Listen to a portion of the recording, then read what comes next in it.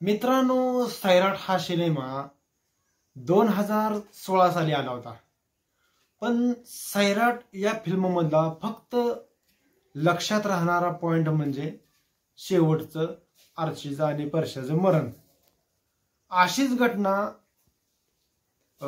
जळगावमध्ये पिंपळा हुरकोमध्ये घडली मुकेश आणि पूजाच्या बाबतीत.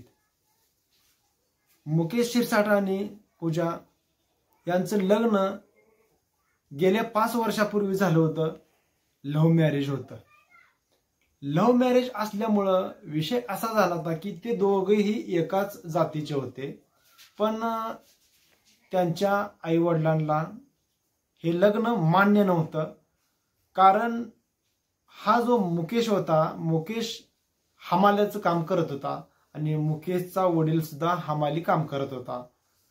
तर विषय असा होता मित्रांनो, जी पूजा होती प्रियसी मुकेशची, ह्या पूजाला त्याने हमाली काम करू अथवा कोणतंही काम करू, फक्त आणि फक्त मुकेश हाच नवरा तिला पाहिजे होता. तिच्या मनाविरुद्ध का होईना तिने लग्न केलं. मग लग्न केल्याच्या नंतर त्यांनी सांगितलं होतं की तुम्हाला आम्ही एक ना एक दिवस जिवंत सोडणार नाही. आणि जिवंत सोडणार नाही म्हणल्यानंतर असंच एक एक एक एक एक एक दिवस पुढे निघून गेले आणि उजडला तो एक शनिवारचा गेलेला दिवस.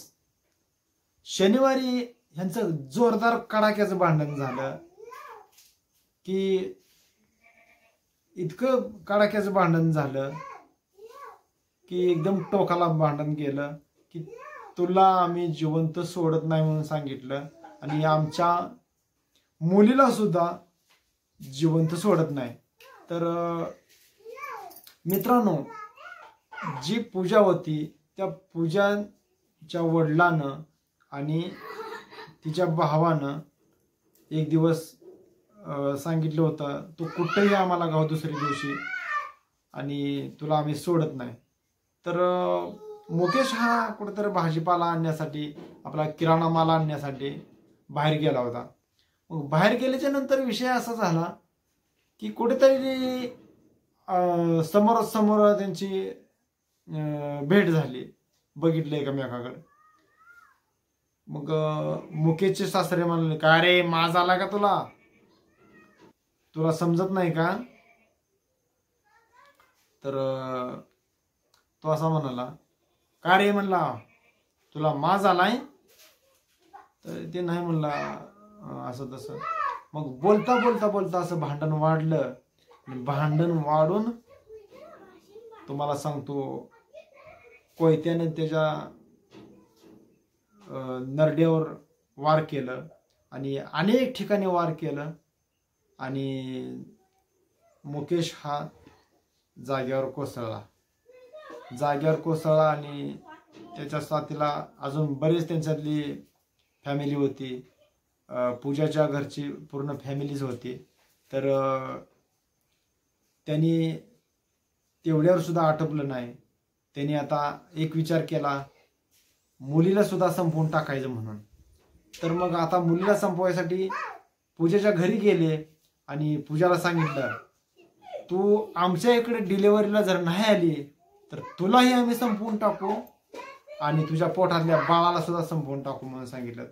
तर ही घटना कानावर पडताच मुकेशची बहीण सुद्धा आली होती आणि मुकेशच्या बहिणीनं त्या हल्लेखोरांना माघारी ताणून लावलं, म्हणून ह्या पूजाचा जीव वाचला.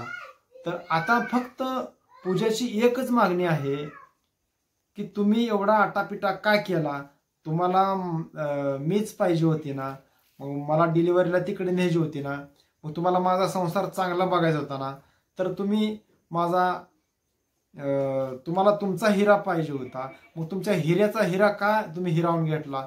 म्हणून पूजाचं असं त्यांना भांडणं. आणि पूजाची आता एकच मागणी आहे की तिला एक मुलगी आहे, त्या मुलीनं आता काय केलं पाहिजे आणि एक पोटात आहे. तर तरी सुद्धा तिच्या पोटावर एक दगड त्यांनी मारला होता.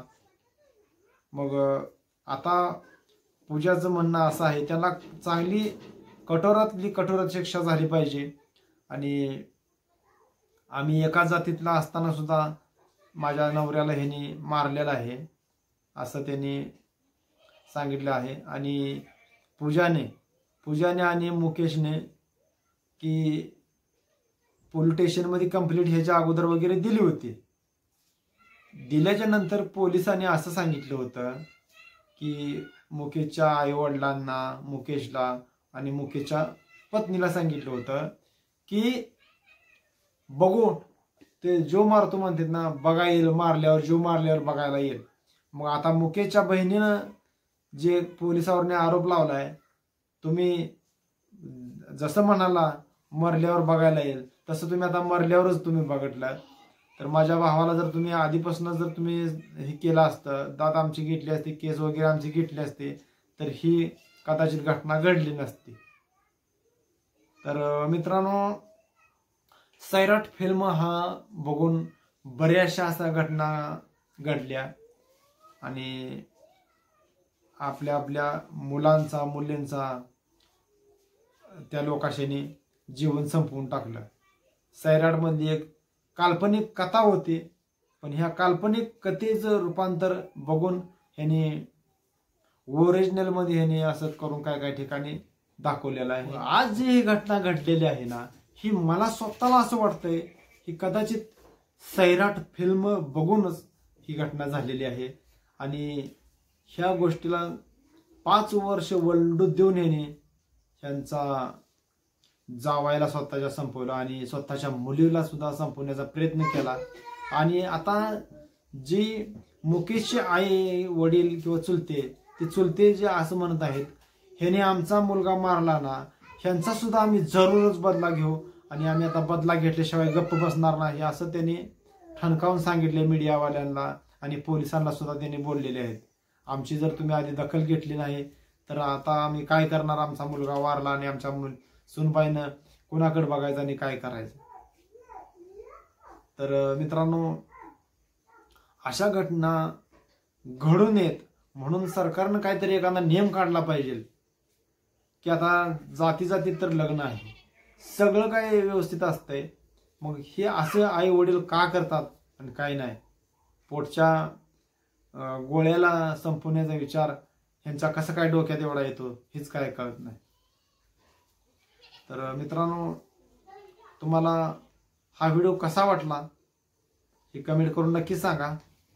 आणि ह्यांची ही घटना जी आहे, ह्यांची कोणाची नेमकी चूक, कोणाची चूक असेल नेमकी ही सुद्धा सांगा कमेंट करून. चला मित्रांनो, बाय.